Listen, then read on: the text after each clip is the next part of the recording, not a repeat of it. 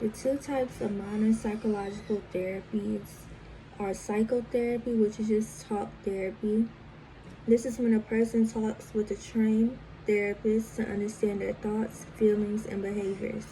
It includes approaches like psychodynamic, humanistic, behavioral, and cognitive therapies. And there's also biomedical therapy. This uses medical methods like medications or brain stimulation to help reduce symptoms of mental disorders.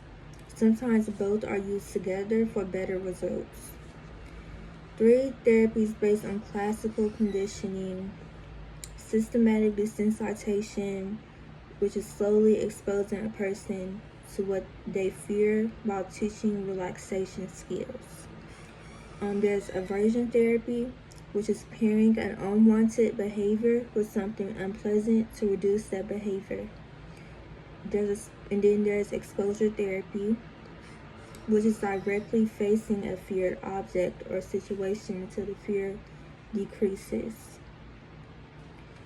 And then 3, cognitive behavioral therapy is a therapy that helps people change negative thought patterns and behaviors.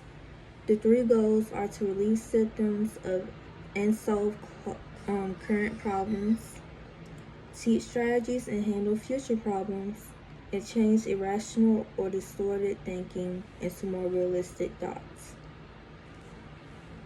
Some advantages of group therapy is it is typically a lower cost. It gives people social support and helps them see that they are not alone within their struggles.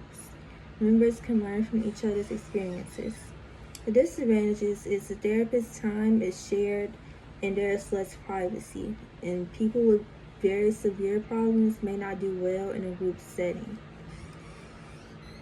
The 4 categories of drugs used to treat psychological disorders are antipsychotic drugs, which is for psychotic symptoms like hallucinations or delusions, anti-anxiety drugs, which is to calm anxiety and panic, mood stabilizers to help with bipolar disorder, and antidepressant drugs for depression and some anxiety disorders. I do believe that therapy can be very useful for African Americans, but it must be culturally sensitive. Many in our community face stigma and may distrust mental health services because of past discrimination.